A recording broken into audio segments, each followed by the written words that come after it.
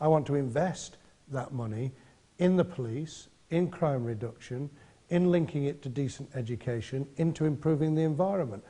I think that's what we all want. Is there anything that you could do to make the parents responsible for the children that do the damage and the vandalism? We all say as parents, our kid couldn't possibly do that. That's right. He or she is a wonderful little lovable soul when they're at home. When they're presented with the evidence, most parents are horrified, and most parents will do something about it. If they won't, then we have to take drastic action, not just using the parenting orders, but the work that's going on in terms of combating truancy. Because a kid that's not in school is a kid that's likely to misbehave. I mean, years gone by, they took the Apple or they took the Mars bar. Now they take the mobile phone or the mini computer. The world has changed. We've got to adapt with it. Now, at the moment, we have got gangs. They're drug running, they're burning cars out, they're mugging, they're stealing, you name it, they are doing it.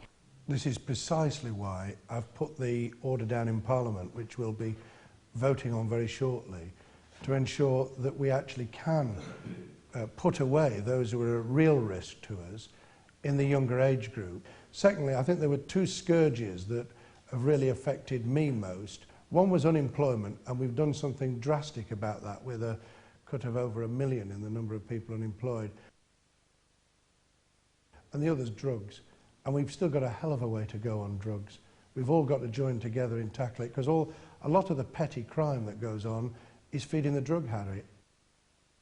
So a big effort here, not just one particular part of the system, but all of us working together. So we've got to do that, and we've got to get the police there on the ground.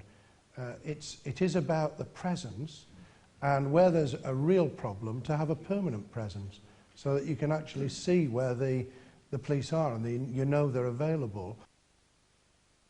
There's a terrific amount still to be done. They can't do the job well unless they have the resources. They can't have the resources unless we actually have the economy working well. We've done that. We've now got to get the investment in to ensure that you can feel it on the ground. I wanted to ask why I should bother coming out to vote on May the 2nd. It is actually voting that can make the difference as to whether the investment goes into tackling crime and policing, whether it goes into education and environment and healthcare, or whether it's cut.